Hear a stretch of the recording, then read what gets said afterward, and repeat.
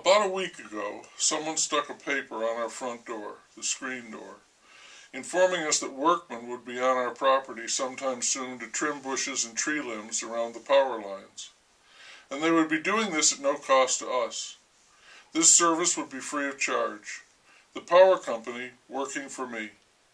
I want to note that the power company used to be a utility named for the city, serving the city and the outlying districts. No more. The power company is now a huge conglomerate covering many states and trimming tree limbs in my backyard. There's nothing unusual about this.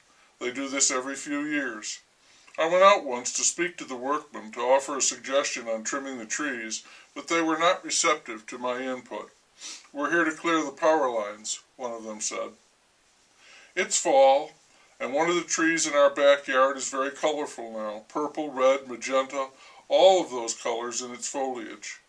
I'd say it's a big, small tree, about 25 feet tall. I'd call it beautiful, but I know it's fuzzy thinking, calling a tree beautiful. But someone, no doubt a fuzzbrain, did write, I think that I shall never see a poem as lovely as a tree. But the workmen certainly don't come to admire the beauty of the tree. They have a prime directive and no other. Clear the power lines. So they butcher the trees, especially the pretty one. They took away the top 15 feet of the crown, leaving the bottom leaves and a few spindly branches on the side. It looks like a monster vegan dinosaur took a huge chomp out of the tree. The tree will recover. It will live. I know this because this has happened before. I expected it this time, knowing there was nothing I could do or say about it. The power company, after all, serves the community.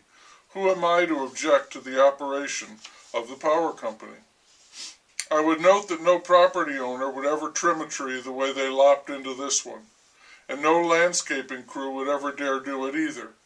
It not only looks unsightly, there's also, in the carelessness, a hint of savagery involved, the way they attacked the tree.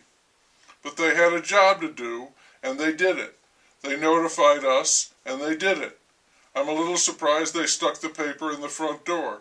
They could have dropped leaflets from planes. Okay, I'm kidding about that, but I won't retract it. They cleared the power lines. They did this job thoroughly and well. And I just want to note in a very small way what people can do when they are doing their job. Say they're working for the power company. It's a big company and their job is to provide electrical service to millions of homeowners and businesses, and they're not going to fuck around with a pretty tree. I understand that. Say you're working for a coal company and your job is to get the coal out of the ground. Or an oil company, same deal. It's harder to get it out. You have to pump water in to squeeze it out. Fracking. It's expensive and time-consuming, and there is also the possibility of extensive permanent damage to the soil and water. And the only reason you would do such a thing is the company needs the oil, and the society needs the oil, and I need the oil to heat my house and run my car. So we devastate the environment so I can drive to work and do my shopping. And the men who do this are doing their job.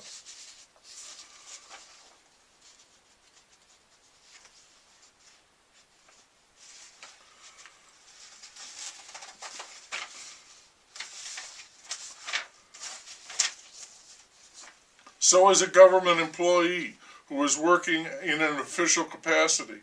He doesn't question what he's doing. He's got a job to do, and it's an important job.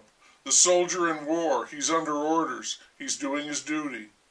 That's what I'm thinking when I look out the kitchen window and see what's left of the tree in the backyard, the tree I thought was beautiful, and now looks like a freak. It's not the workman's fault. It isn't even the power company. It's me. I'm completely dependent, I'm living a stupid life, and this is the price I must pay.